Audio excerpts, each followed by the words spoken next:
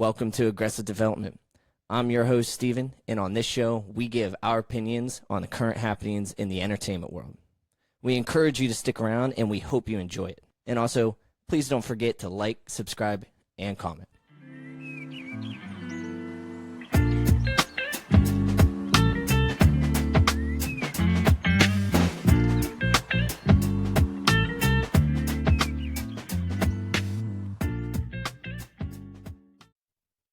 Welcome back to the AD Podcast. Your host, the Lester God, and your boy, Roddy. So a couple things happened in the sports world. Of course, we want to run into a couple things, and let's go ahead. Floor is yours, bro. Yeah. Well, with the World Cup just coming to the end and, football around the corner, I figured that it's a perfect time to kind of debrief a little bit with the World Cup and then kind of talk about some football, what to expect. Training camps all starting. So yeah. It's been a lot of shit in the NFL world. A lot. Yeah, and we'll get to that. Because there's a couple of things on that I really want to go. But real quick, might as well, World Cup. It's been about a week since the World Cup ended. There was one stat I wanted to bring up about this, and I just thought about it right before we got on this call. Do you know how many people watched the World Cup? I don't. The final. Well, if I was to guess, maybe anywhere between 1.5 mil to 3 mil. I don't know. I don't watch a lot of soccer, so don't shoot me, but. No, I'm not going to. I mean, when you said 1.5, I thought you were going to just randomly guess it, because the 1.5 is correct, but it's billion. 1.5 billion or million? Yeah, billion. Listen, you know what? That's disrespectful. To all the soccer fans, the football fans out there, because obviously we don't non-American football. Obviously, I apologize, because that's on me. I'm ignorant. Yeah, you did hit. There was about for just the U.S. market. I should really, when I say U.S. market, the Canadian audience is actually included in the stat, but just the U.S. market was 62 million. So Wow. that you can kind of gauge a little bit, like that's more than even I kind of expected from the U.S. Given that, like, if the comparison is, because everyone wants to bring up the comparison being the NFL, the Super Bowl was what, like 120 million, and the only people that watch that's the people in the U.S. Yeah. Well, obviously you got some people outside in certain countries that watching it, but outside of that, you're right. Like, I think here in the United States, we do kind of get away of how big, soccer is, where football is outside of our country. You know what I'm saying? So it's like, I don't watch enough, to be honest. I was rooting for the U.S. and Japan. You know what I'm saying? So that's my bias in there. Yeah. We had some fun while it lasted. I watch the U.S. every year, every time the World Cup comes around. And this definitely was the most fun in my lifetime of watching them. Granted, we went out horribly, but at least for those first 4 games, it was a lot of fun to be a fan of the U.S. national team. So, and Japan looked they actually looked pretty good. They only it was kind of disappointing the way that they lost. It was just real late in the game against Brazil. I thought that they were going to beat Brazil. I thought they did too. Crazy. I would have loved to see them go far, to be honest. I thought this is the first time I watched. This is definitely the most soccer I've watched. And I just feel like I've been missing out. Playing football and watching obviously the amount of football I've watched, in my entire life, I feel like I miss out on certain sports. You know what I'm saying? Because I definitely have a lot of bias towards one sport versus the other. But being able to see some of this World Cup stuff here stateside, I was missing out. I ain't gonna lie to you. Like that one game, the U.S. versus who we play, the one in South Carolina we watched together. That wasn't. Was it Australia? I think we played. Yeah, Australia. It was Australia. I think. Yeah, it was Australia. And we won. That shit was nice. That shit was fire, bro. Seeing us score them goals and shit, that shit was fire. Yeah.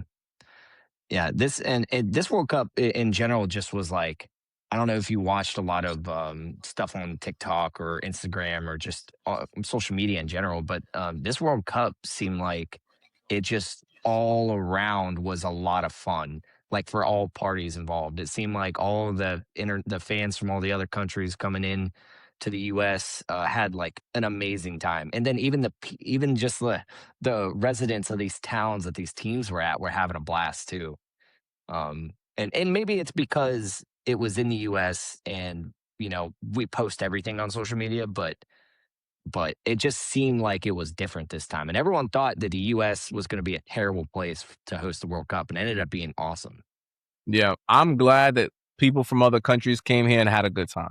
That's what I'm glad about. Sure. They had For sure. that we did show them pretty good hospitality for the most part. Like I think some of the people from England went to Philly and was saying great things about Philly. Like, bro, you know, you ever been to Philly, bro? Like, it's true. You know what I'm saying? Like, but I mean, if they found it fun and they had a good time, then that's all that matters to me. You feel me? Like if they came here, hospitality means everything. You know what I'm saying? Yeah. I do want to rattle off some of these stats, or some of these records that were broken, or just records that were made just through this World Cup in general. And a lot of them were made by Spain, but there were a couple other ones too. So, and of course, Spain won the World Cup final. They are the champions. But for the World Cup final in its own, this was the first time they've ever did like a halftime show for it, similar to like a Super Bowl halftime. So that was interesting. Also, granted, how many people watch the final halftime show in that light is like a big deal. Whoever got it, and there was like 5 or 6 different artists in there. All in I all, show Speed. I saw he did a little something. I ain't gonna lie, it didn't sound too bad. It didn't sound too bad. No, and honestly, it wasn't. But as far as like the production scale we're used to seeing in like the Super Bowl halftime show, this kind of wasn't as it wasn't as enjoyable to watch, but it was cool nonetheless that they did it, and maybe in future years it'll get better and better. Who knows if they keep it. I don't even know if they're going to keep it, but it was pretty cool to see. Yeah. But Spain, they finished the entire tournament conceding just 1 goal in 8 matches.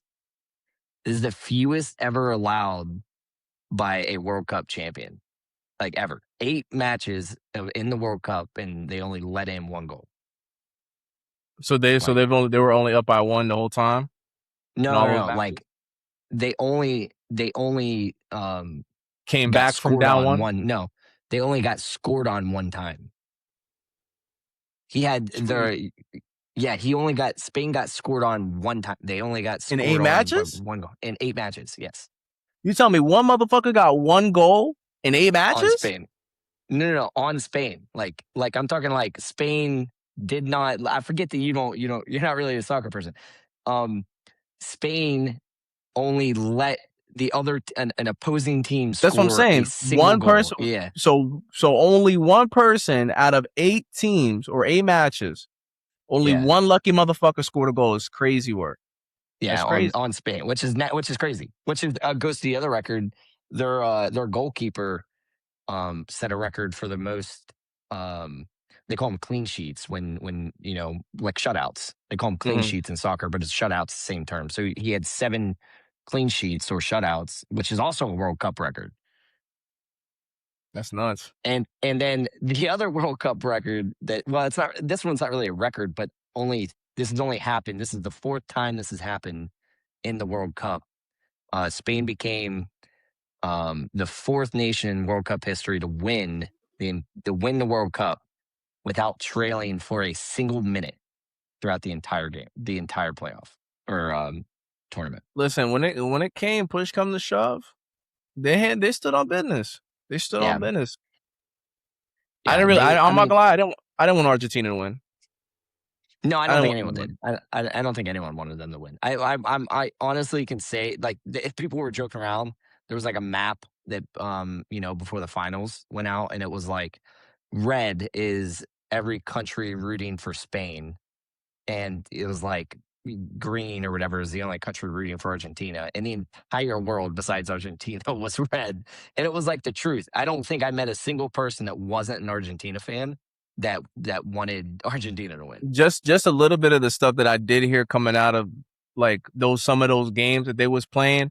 I heard it was just they wasn't playing clean. There were some issues, I guess, with the referees and Yeah, yeah. and I don't really like that. And then the stuff that iShowSpeed dealt with at with the Yeah. fans, bro, like that's not cool. You know what I'm saying? Like, Yeah. Well, the fans like, were rude throughout the whole tournament. and that's a reflection of your people. You know what I'm saying? Like, you can't for have sure, that. for sure. You know what I'm saying? And honestly, even when they lost the final, they didn't lose with dignity. With You honor, know? yeah, no. Yeah, and that kind of rubbed me the wrong way too. I mean, one of the Argentine guys, I don't remember who was swinging on one of the Spanish players after the game. Like, come Can't on, have that. just take No your loss class. and walk away. And then they all, when during the trophy presentation, the entire Argentina team looked and faced the other way from them. That was another thing that people were like, "Come on, guys!" Like, Bunch of fucking cowards. yeah, but it is what it is.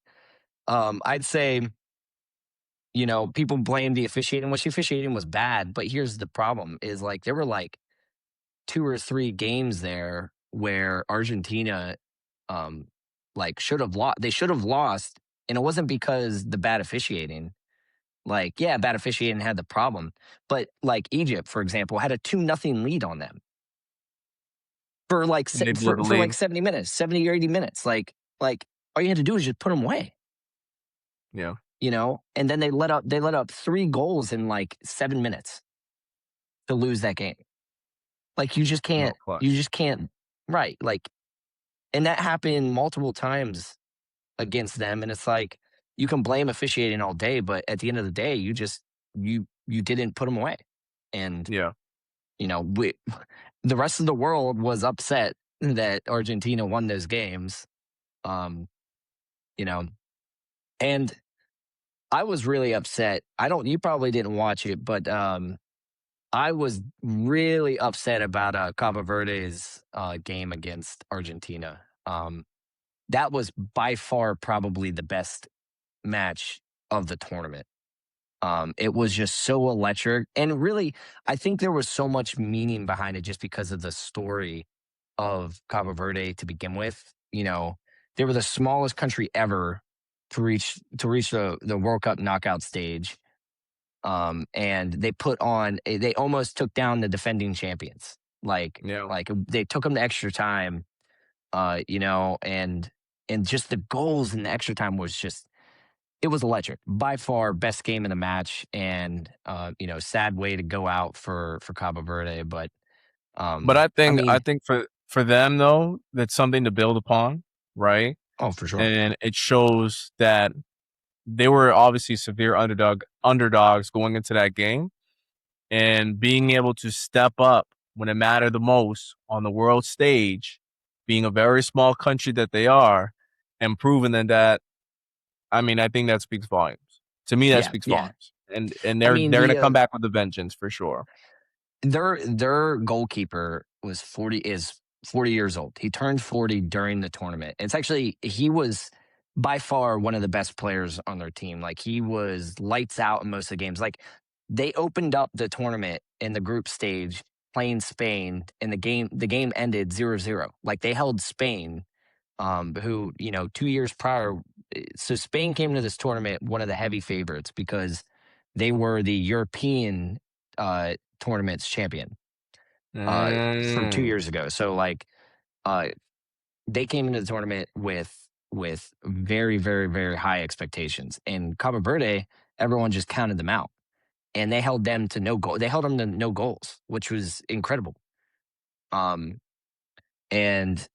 I'm pretty sure that goalkeeper has actually gotten signed because of this tournament. That's the other beautiful thing about the World Cup is where some of these countries obviously need to fill a roster, and a lot of these players aren't always known prior to going out into the World Cup. And you have you have this opportunity to put on a show and actually get, it can boost your career, it can launch your career, or it can do the opposite. But that's kind of the beauty of the World Cup, and it happened for this guy at 40 years old. You know, he has a day job. Like, he has a day job. I think he was like a dock worker or something like that. When he went and played, and now he's about to be playing professional soccer, full time. You know, would have never happened if it wasn't for the World Cup. Yeah. Melissa, you But got that dog in you, and you put your team on your back. You put your country on your back like that at 40 years old. Fuck it, I'll give him a chance. I'll give him a chance. yeah, I mean, that's what I'm saying. Like if you got it, you got it. In sports like soccer, where it's like it's low. I don't want to say it's not contact. It's not, the goal of soccer isn't contact, but it is still a rough sport nonetheless. It's still physical in nature. Well, I mean, you're But running nonstop, right? And because you're running yeah, nonstop, I mean, like you're just go the whole time. yeah, But you're not taking that contact like you would in a contact sport, whether it's yeah, rugby, football, or hockey. So yeah. Right, you could right, be older and play soccer still at a pretty right, decently high level. I like to think because Ronaldo's right. what? Ronaldo's 40, right? 42 or 41. He just retired from international though. Yeah. I can't remember how old he is. Well, I don't know, Let me but I look. mean, because like, he played for Portugal. Yeah, he played for Yeah, Portugal.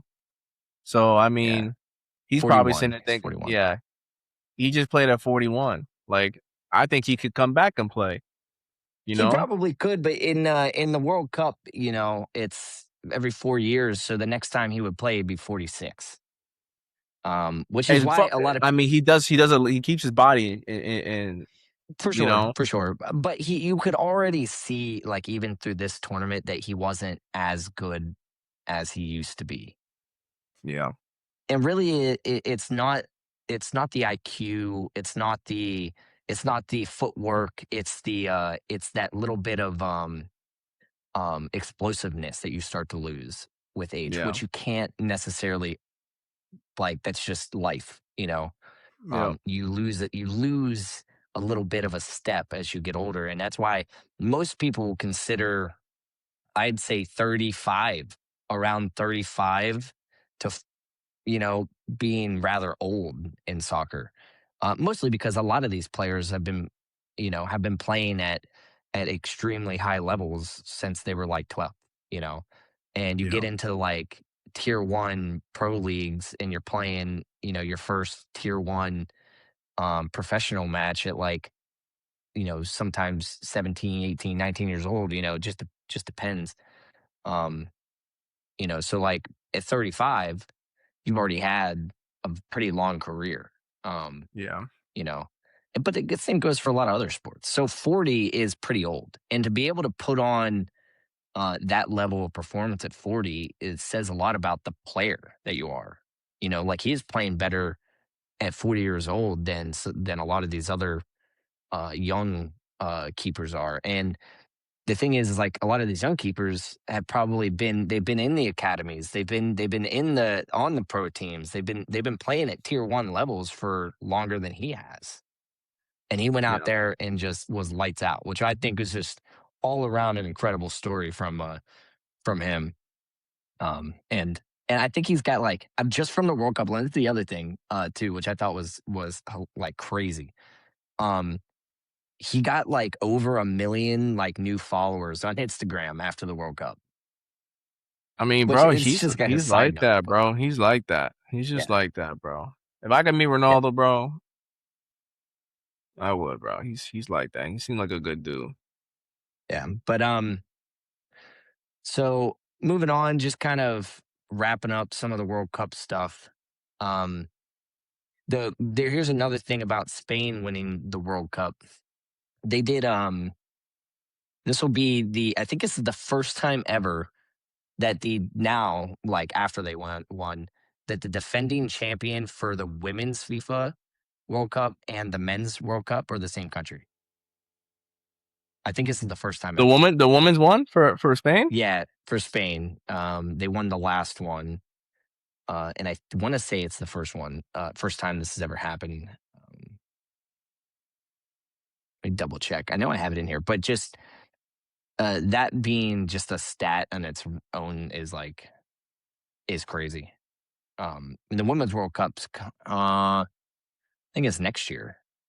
I think it's always a year after the men's. I always forget if it's a year or 2 years after the men's. Yeah, and it's it's next year, and it's in Brazil. So that'll be interesting to see if Spain can do it again. And I think this Spanish team in general is really young. So you'd be on the lookout for them to potentially win it the next World Cup as well. And the men's World Cup is in. Well, then they had that 18-year-old that was balling out. Like that was like one of the star players. Yeah, for Spain. Lamine Yamal. And he's like pretty much. That's why everyone was like saying this World Cup almost felt like a passing of the torch from like Messi and Ronaldo down to Lamine Yamal because he's at that skill level, and he's the new kid on the block. And that's the dangerous thing about the Spanish team. They just won a World Cup. Did he play? He played both of them. Well, I mean, he obviously played against Messi, but did he play against Ronaldo too? Did they play against Portugal? Yeah, they. I don't know if he played against Ronaldo actually.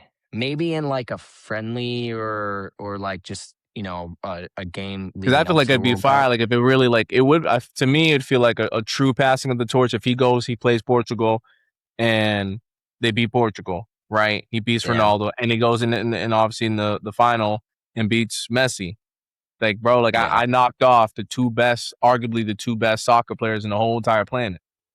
Yeah, I'm 18. I mean, like these are the debate is of all time for those two guys too. It's not even just like on the goats, the goats of soccer, essentially. Yeah, I got to win a championship for my country over them. I mean, that's to me fire. The Messi one alone is tough because I mean, Messi was the defending champion. So not only is he considered one of the goats of soccer, but he's also a defending world champion going into that final, and they still beat him. But they're going to be scary. I mean, the World Cup their next World Cup in 2030 is in Spain. And this Spanish team, this team is only going to get better. Yeah, because they're all young, or most of them are young. So, I mean, we'll know how they play when they play the Euro Cup, right? That's what it is, the Euro Cup. So it's in 2 years. So they'll play that, and they go and they win the Euro Cup again. Then we already know what to expect in the World Cup. I mean, a lot can happen in 4 years, obviously, but that's true. That's true, and we don't know who else is going to pop up from other countries. That's the hard part about looking forward to the next World Cup is we just don't know where some of these stars are going to pop up. And it's always like the young stars that come out. Like there might be another 18, 19-year-old kid on another team that turns out to be, just as good or something. You just don't know because it's 4 years away. Yeah. So, but it should be interesting. I'm interested to see how Spain can top, the historic U.S. host of the World Cup, which I think was crazy. I think is incredible. So I think Spain will be an interesting place to go for that. But that's about all I really got on the World Cup. We can probably move along. Jump into some football. I think it's time to jump into some football. Well, training camp is officially started for some teams, right? There was some film today. Obviously, I'm a Patriots fan. If people didn't know. 6 rings, baby. Time's to go. But, Mr. Delesk over here is a Pittsburgh Steelers fan, which I'm not fond of the Steelers, but it is what it is. But training camp started. The Patriots. I'm not hearing on that. All right. I'm not hearing on that. But besides the point, so training camp did start for some teams this afternoon. I'm sure obviously we're a little late to the punch, but Vita Vea for the Buccaneers, he officially requested a trade because he's trying to get a contract. Him and Baker are trying to get a contract right now, contract extension. So, I mean, Vita Vea, he's great, bro. Like, he's a great D tackle. I don't think they're gonna move off of him. I really don't. That defense was kind of weak last year, which is weird because Todd Bowles runs that defense. But I think ever since Tom has left, I feel like the Buccaneers have been trying to hold on to what they were when Tom was there. But Baker, I mean, like, I think you pay Baker, bro, because if Baker balls out this year, you're just gonna have to pay more money, and we keep seeing that happen over and over and over again, right? There's definitely a lot. Another team I'm very. Who's before we move off of the Buccaneers? Who's their wide receiver 1 now? Emeka Egbuka or Chris Godwin. It might be Emeka Egbuka because he balled out. So, but he did die off. He did fall off towards the second half of the season. But that kid's a star. Listen, them Ohio State cats, them dudes, bro. Like, they're the receiver factory right now, right? Because you got Olave, who's the Saints. You got Marvin Harrison Jr. You got Carnell Tate, just got drafted by the Titans. Emeka Egbuka just came out there. Jackson Smith and Jigba, who just got paid. So, I mean, they got some stars. And we already know Jeremiah Smith coming out. So, after this year. So, I think I'd make Emeka Egbuka my 1, my Chris Godwin my 2, Tez Johnson. Yeah, this Tez Johnson, the kid from Oregon. To make him my 3, because that kid's got some speed. Like, I mean, they got weapons, right? The Bucs have weapons. I think they're poised for a solid season. I think they're a playoff team. And to be honest with you, I do think they're a playoff team. I think they're competitive. With Baker at the helm, bro. That's what the problem was, and the defense was kind of lackluster next year. I think they need to get some stronger corners. Antoine Winfield is a safety. He's doing great. I think they paid him now a year or 2 ago. But like, I mean, the Bucs, I think the Bucs are solid in that division. Was that that's the NFC South? South. Yeah. I mean, it's not a hard division, but I think they win that division this year over because you got the Panthers. Panthers, Saints, and Falcons. Yeah, I think they win that. And they should, and they absolutely should. However, that division's always, or that, it's always weird. Like, if the Bucs stay healthy, they absolutely should win this one. But for some reason, the Bucs always end up giving up games, even when they're substantially better than any of them. They always end up giving up games to the Falcons or the Saints. The Panthers, I'm not too worried about, but I think it comes down to coaching, to be honest with you. I think Todd Bowles is a better coordinator than he is a head coach. In my personal opinion, I think he's a better D coordinator than he is a head coach because I don't know, like, David Canales left, the offense was still kind of humming, but like, if defense is your specialty and your defense is struggling as a head coach, there's a problem. You know what I'm saying? And I think the offense had a lot of splash, right? Yeah. But if we're gonna, staying in this division, right? I think they have the better quarterback. I do not believe in Tyler Shough at all. To be honest with you, I kind of like Spencer Rattler. I think I don't really like either of them. Well, I don't like either of them, but I honestly want to see Spencer Rattler be successful. I still believe in him. I think they should. He wasn't doing bad. Like, I don't think he was doing bad. Like, are there some moments where it's like, like, but I think the kid has it. You know what I'm saying? If not, he could be a career-long backup. But I think Spencer Rattler, like, you went from being in college, you were supposed to be a number 1 overall pick. You're losing your job to Caleb Williams. And you know how I feel about Caleb Williams. I don't think Caleb Williams is fucking good. I don't. Ben Johnson is an amazing coach. And I think Caleb Williams right now is benefiting from from Ben Johnson. I wholeheartly believe that, right? But again, and then Bryce Young, I think Bryce Young took a step up. Now he's got I think they picked up this 5th-year option. I'm pretty sure they did. But he's got to ball out. He's got to take another step because it seemed like it clicked last year. And then I like Michael Penix. I think Tua is absolutely garbage. I absolutely do think that. I think he had one good season. Bro, you have the fastest. Here's my problem with Alabama quarterbacks, okay? I don't want, the team Alabama was so good. You get these guys who are so talented, and they're wide. These quarterbacks are just throwing a wide open receivers, bro. It's like 7 on 7. So why was Tua successful in Miami for the little bit he was until he lost his mind from concussions? Yeah, bro. He's got Jalen Waddle and he had Tyreek Hill. He had Devin Achane, just nothing but speed. You don't need to have strongest arm to just drop back and throw. The guy's already open. But he started to struggle when he has to get the ball to other people who aren't as fast. You know what I'm saying? People can't just spring open like that. Because everyone knows Tyreek just get open. Jalen Waddle, I think, is damn near easy fast. You know what I'm saying? He's not a slow guy.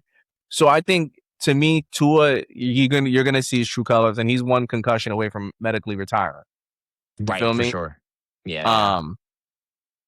But and then like again, I just think that division. I think it's the Bucs division to lose. I think it's any other team's division to win. I think it's the Bucs division to lose. Now, AFC side. Let's go to the AFC North. You know, your favorite place.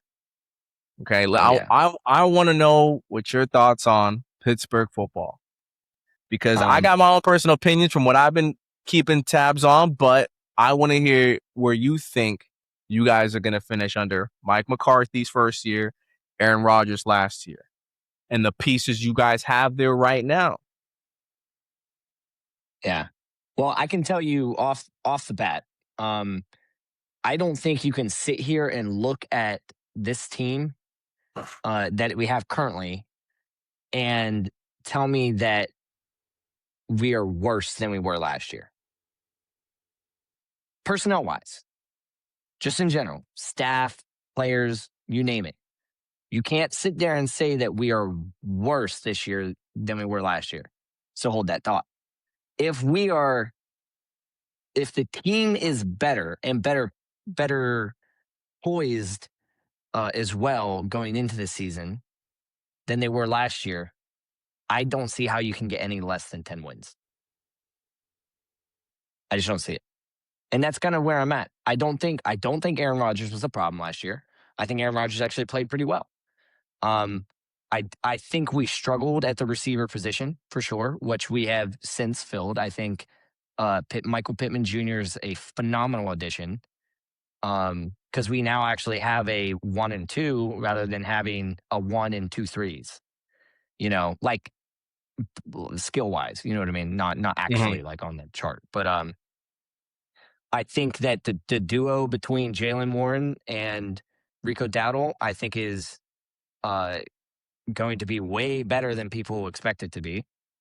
Very explosive backfield. We still have the monstrosity that is Darnell Washington and Pat Freiermuth. People always forget about Pat Freiermuth.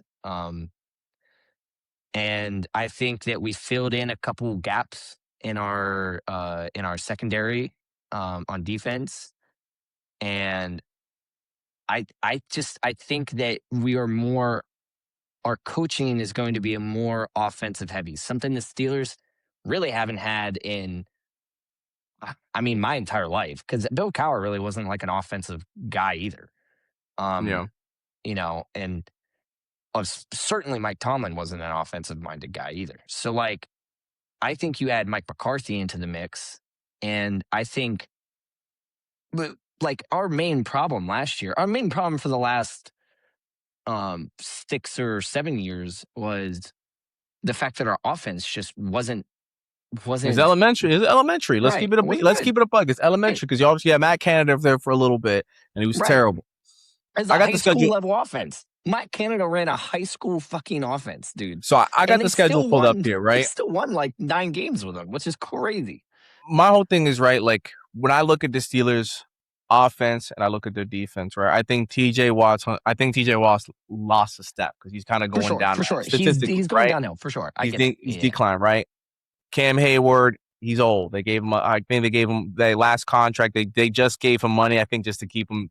He's going to retire Steelers, right? Well, I mean, he still was. So my thing with Cam Hayward is, before you even go past on that, is like he's old, but he's still a fucking monster back there.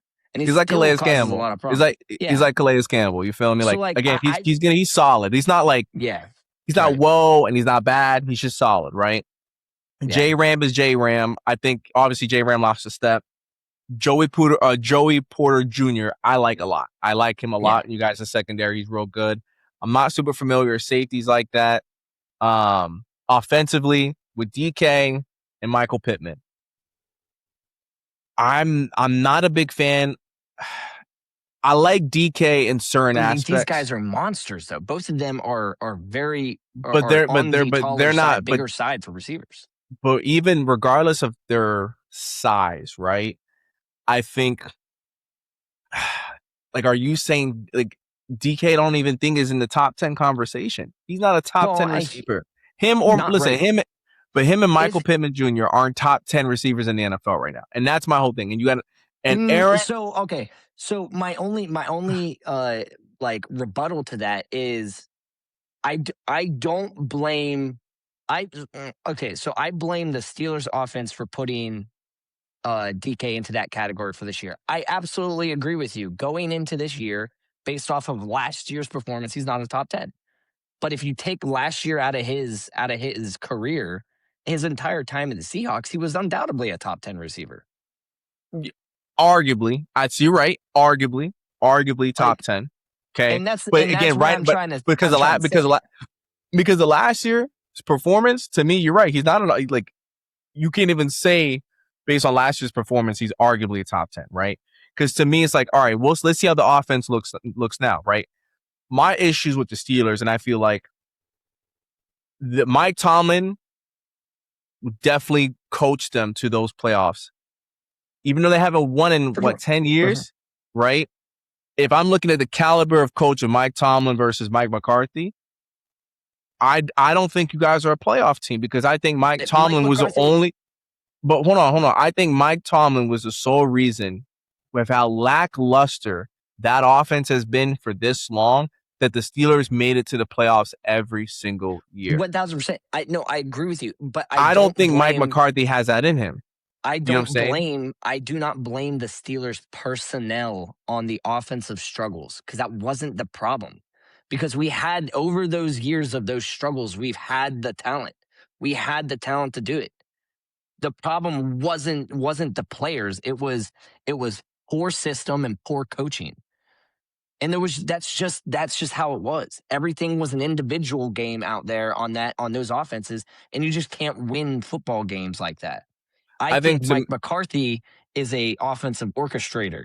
He's never, and if you want to go back to his coaching caliber his resume is pretty good. Like, I know he doesn't have a ton of postseason success.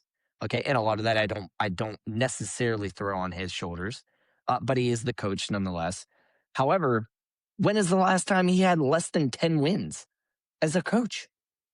It's going to be, my thing is going to be interesting to see, right? To me, it's going to be very, I agree. I agree. It's going to be, it's going to be very interesting to see, because those backup quarterbacks, first of all, if Will Howard isn't the 2 behind Aaron Rodgers, and okay, it definitely did. I think Will Howard needs to get a shot, right? If we're breaking down college guys, they picked Drew Allard in the 3rd round. If anybody thinks Drew Allard is even remotely good, smoking wild dick. Yeah, no, I absolutely disagree with that. I mean, I called you that. I literally called you that night. And I literally said the one thing that we talked about before the draft that would make me like as mad as humanly possible happened. And it was that the Steelers drafted Drew Allard. You're telling me if you're going to draft a quarterback, you think Drew Allard is better than Cade Klubnik?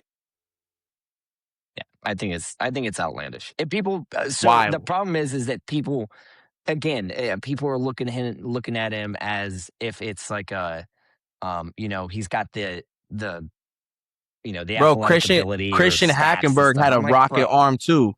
He's from Penn State. Christian Hackenberg had a rocket arm too. It don't matter if you could throw the whole field, bro. Your mechanics is shit. That video came out with him.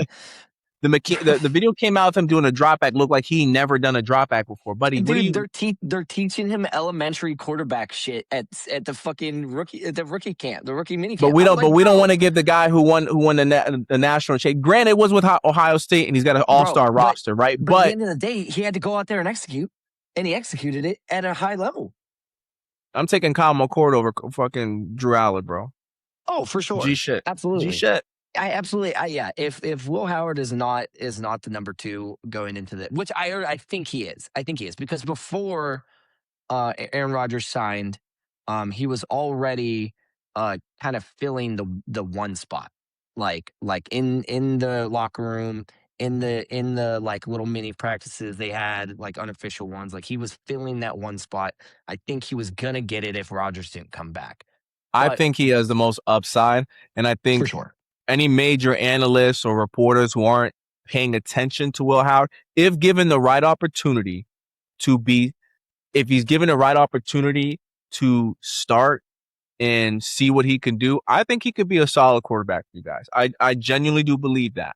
Now, again, I just think it's going to be very interesting to see, right? And I want to come back to the schedule. So I have you guys the schedule pulled up right now. So week 1 against the Falcons. I don't know what the Falcons are going to be. So I'm going to chalk that up as a W, right? Now, week 2 against us. I'm not going to lie to you. I'm going to give it to us. I'm going to give it to us. I'm going to give it to y'all losing to the Patriots. Now, the Bengals. I probably won't. I probably would give that one a win as well. You think y'all going to beat us? We was just in the Super Bowl. And our defense is better, and our offense is better. You guys didn't play anyone to get to the Super Bowl. You know what? You lost us last year. Listen, because there's some bias going on with this matchup. Well, let's just leave it at that. Okay, we'll chalk it up to bias, because you're right. But the Bengals, you still right? Paid me for the bet. Listen, we won't get back to that. Okay, we'll get back to that. But the Steelers, so y'all versus the Bengals, right? Week 3. That's a toss-up, because I feel like with Cincinnati, it kind of goes either way with you guys. Kind of like how you guys when you play the Browns. Well, you never know. Only in recent years with the Browns. If Cincinnati, I still think if Cincinnati's defense is as improved as it looks on paper, I would give it to Cincinnati. I would give Cincinnati's the way I look at the matchup is going to be Cincinnati's offense versus the Pittsburgh Steelers defense, not the other way around. That's how it's going to come down to. My personal opinion. Now the Browns, y'all, for some reason, y'all win those games, and sometimes y'all lose them games against Cleveland. So y'all gonna have to figure it out. Because it's in October. It's in October. It'll be fine. The game we lose against the Browns is like a December or like a late November game. It's always it's a random ass. The Browns are putting belt to ass for no reason. It's like what happened? No business. Like we lost to that one we lost where it was like the blizzard they were playing in. We only lost that game because the Browns went for it on every Nick Chubb was just running. Nick Chubb was just running. You know, and they kept converting fourth downs. Like they had nothing to lose. So when the Browns have nothing to lose, they're a scary team to play against. I think it's kind of hard to chalk up what that game's going to be, because I think you guys are playing at Cleveland, and we won't know what Cleveland is until probably week 3, week 4, right? The Colts, you guys got to beat the Colts. I think the Colts are going to be ass. The Bucks, I'm going to give it to the Bucks. You guys are putting belt to ass on the Saints. You guys play the Browns in November again. Don't know what they're going to be. We beat Tom Brady when he was at the Bucks. Like I said, I think the Bucks is going to be a hard game. So with a worse team than what we have now, that's what I keep saying. Like our team. But again, I think it's 2 different head coaches. 2 different head coaches. But 2 different systems. Like the defense is still the defense. The defense is good. Who's the D coordinator? Who's the D coordinator in Pittsburgh? I don't even remember his name off the top of my head. And I don't even know who your OC is right now. So again, I don't know those guys. I don't know those guys. Mike Tomlin gets all that shine. Patrick Graham.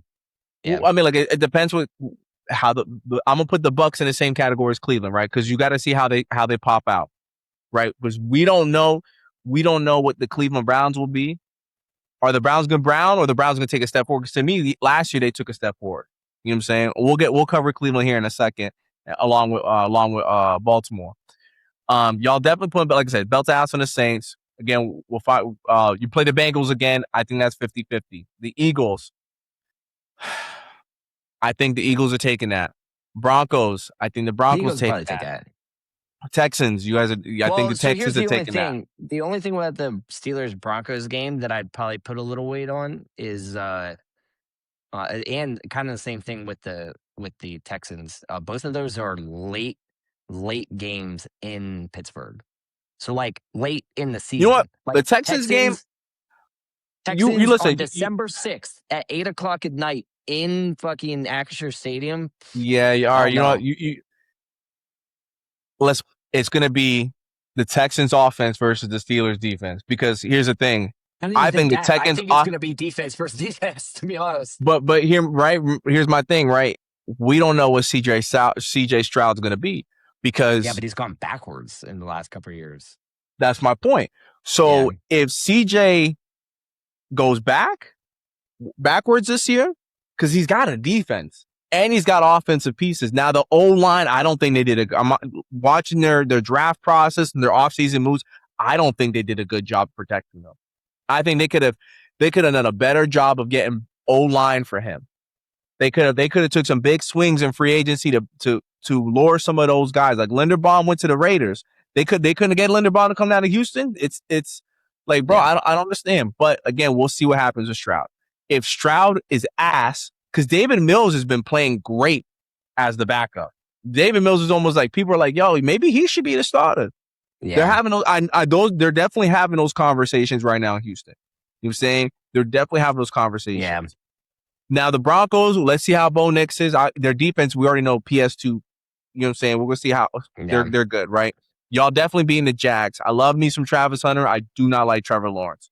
I'm gonna get, to me, Trevor Lawrence is gonna gets the same treatment as fucking Tua. I think he's ass. Another motherfucker who's just has not delivered. He has not delivered since he's been in the NFL, bro. He was supposed to be the next second coming of Peyton Manning. Trevor Lawrence is not good to me. He's not good. He's had flashes of being good, but it's not been consistent. But it's the flashes are so far apart from each other. You know what I'm saying? Yeah. And mind you, who's their OC right now? Liam Cohen, I think his name is. Yeah, phenomenal head coach. As a head coach, phenomenal. Yeah. So he's doing a great job of it, because he was Baker's OC.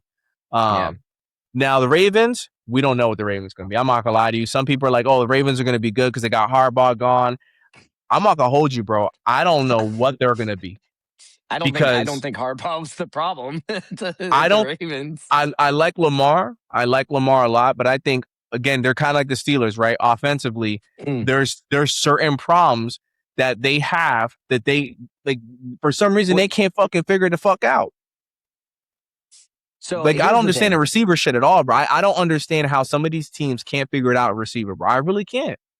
Well, here's the thing with the Ravens, especially when it comes to Lamar Jackson in particular.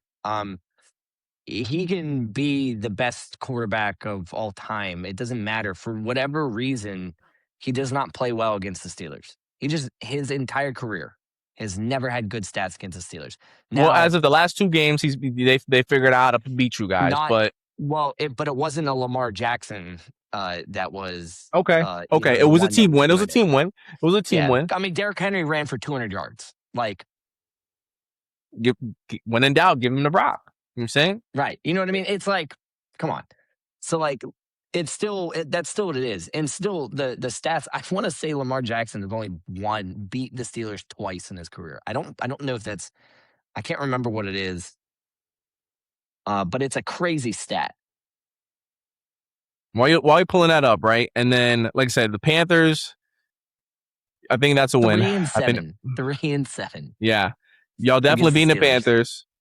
You're definitely beating the Titans. And then if the Ravens are what I think the Ravens, I don't think the Ravens will be good this year at all. I think they're going to Jesse Mentor's a new head coach.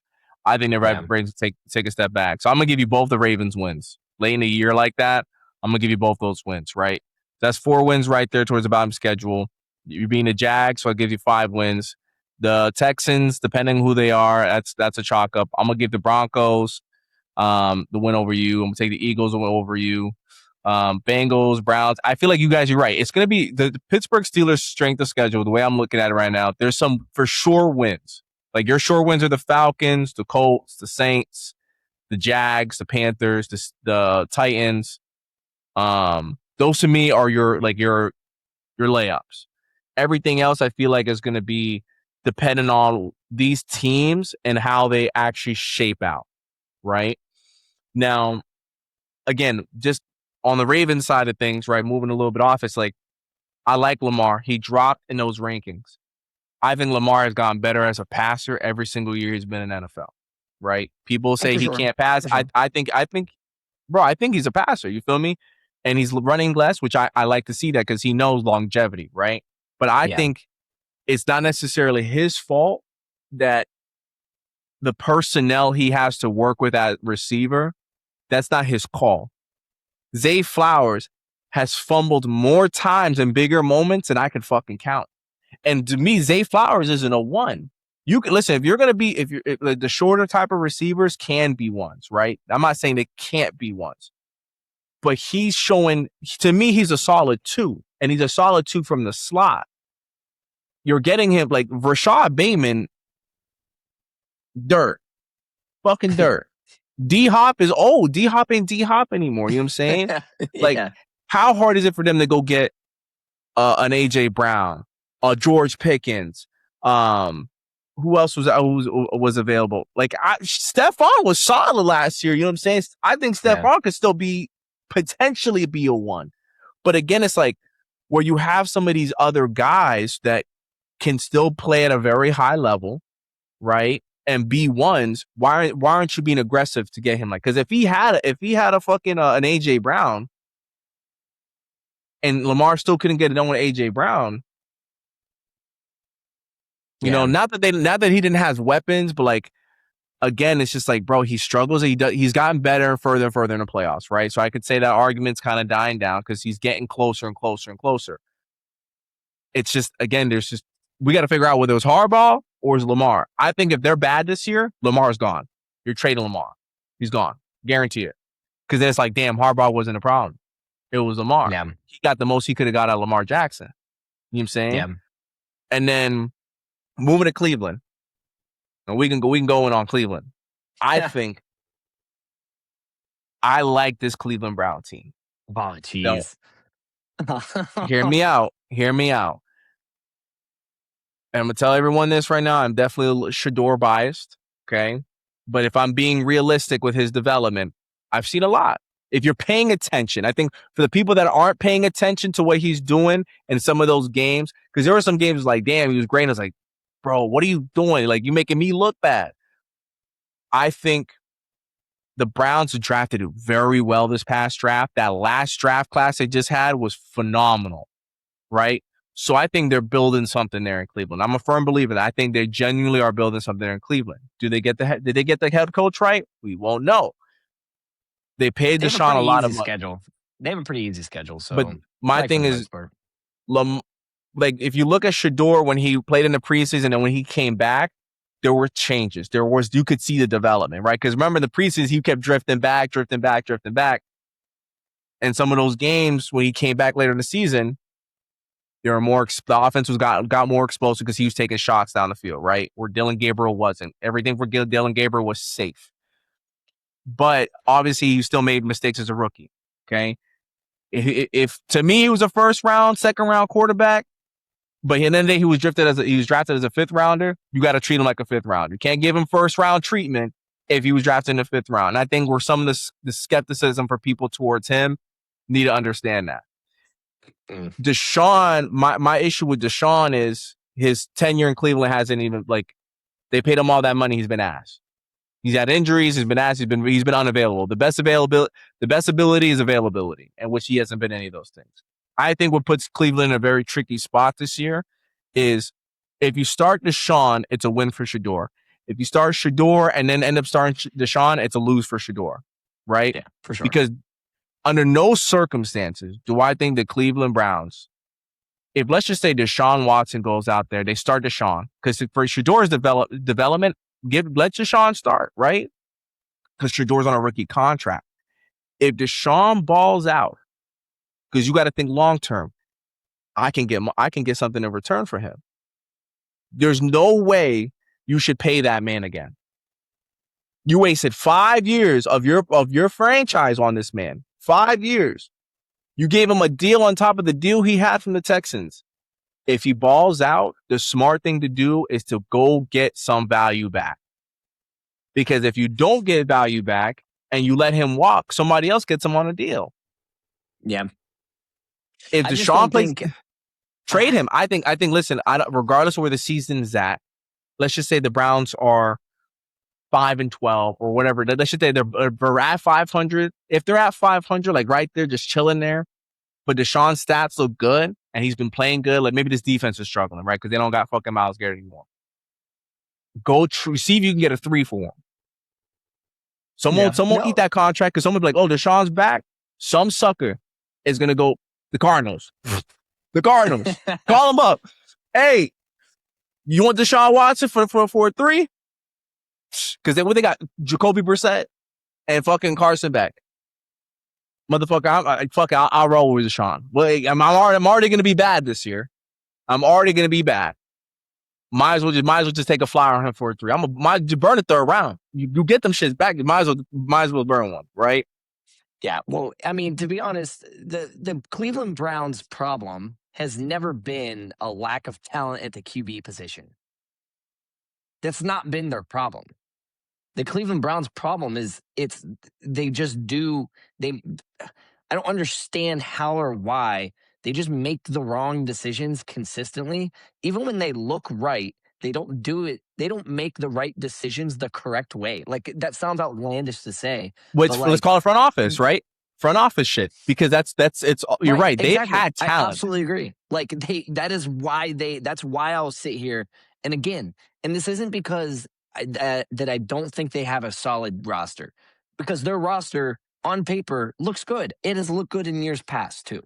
Okay. So, but until they prove me wrong, and this goes back to the same reason why I always say the Steelers are going to be above 500. And it's because until they prove me wrong, I'm going to keep betting what I've known and seen for the last 20 years.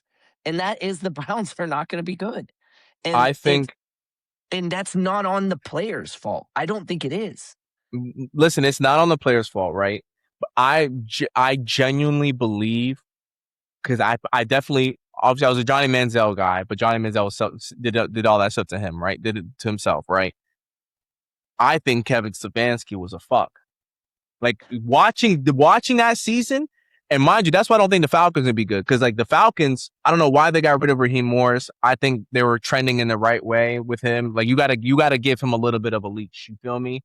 Like, some of these owners aren't understanding. Like, if you want the LA Rams success, the Seattle Seahawks success, the Patriots success of rebuilding some of these teams, getting them pretty far, you got to be patient. You got to give people some leeway. And mind you, we didn't give Gerard Mayo some leeway. We were bad. And they got rid of him. But Vrabel got going to Super Bowl first year, great. But Vrabel's always been a good coach. You know what I'm saying? He's always been a good coach. Right.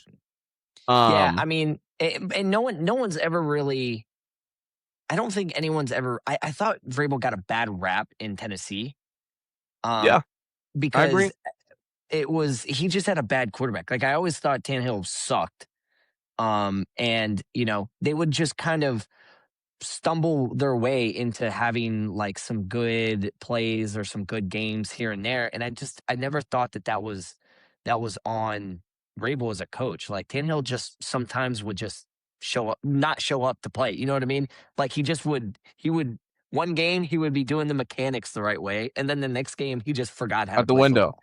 And I think I feel like Mariota had his confidence screwed up. And I think that's why. Because if you look at Mariota and Jameis Winston, like, those guys were 1A, one, like, it was Jameis went 1, and then Mariota, I think, went 2. Yeah. You're talking about guys who had a lot of talent coming out of college, and they were just, it was lackluster. You know what I'm saying? But at the end of the day, I feel like Kevin Stefanski was a problem for the Cleveland Browns. I genuinely do believe that. And I think Andrew Berry, like, between the draft and this last year's draft class and this past draft class, I wouldn't be surprised if the Browns shock people. Now, again, to your point, if the Browns still do Browns things, it doesn't matter. It doesn't matter. But I have faith. I have faith that they're gonna come through. And I obviously I want to see Shedeur be successful. I genuinely want to see that kid be successful. I think he has a talent. I think he's taking the right steps in his development as an NFL quarterback, as a professional. And I love to see that. Listen, Deshaun, bro, you already seen enough. 19 games, he hasn't been available. And even when he's on the field, it was nothing spectacular. Get him out of there. Yeah. So, but I mean, I'm gonna wrap it up there. You know what I'm saying? Like, and, you know, I think we'll touch more base on the rest of the teams, but yeah.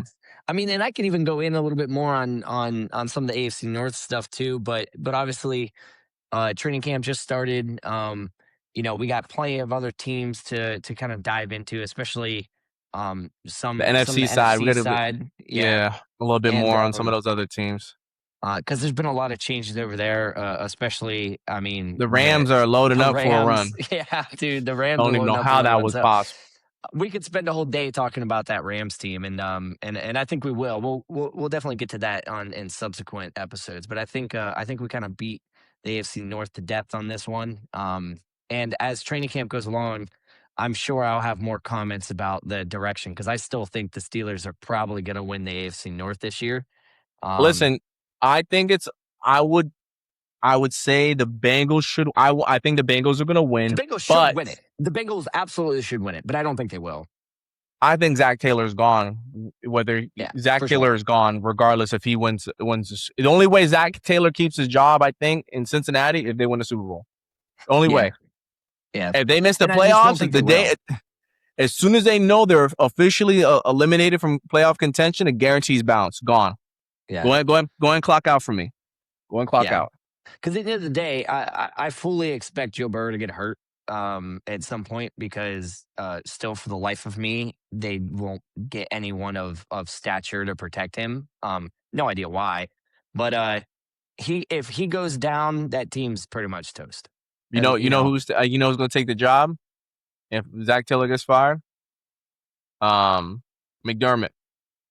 Yeah, I can see that. I can totally see that. McDermott, or maybe Tomlin, or Brian Flores. I say McDermott, Flores, and if you want to throw in a curveball, I'd say Tomlin. It's an appealing job. It's an appealing job.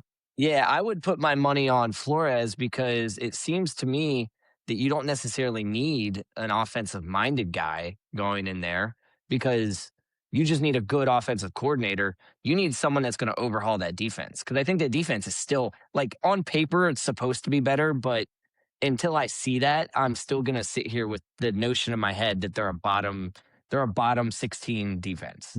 Yeah, they were bad last year, bro. With a top 5 offense. A bottom 16 defense with a top 5 offense. Bro, when they're healthy. Burrow was doing unimaginable things on that offense to keep that team competitive. And dropping 50 points or losing is crazy work to me. Crazy work. But we'll get into all that more later. I think we did good. Let's wrap it up. But that's all, folks. Thank you for coming back and checking the podcast out. Tune in for next week's episode. We'll clean some things up, get a little bit more smooth of this. You know, it's first episode back. But again, your boy Roddy, your boy the host, the Lester guy. But appreciate y'all. Go ahead and like and subscribe and give us a shout. Peace.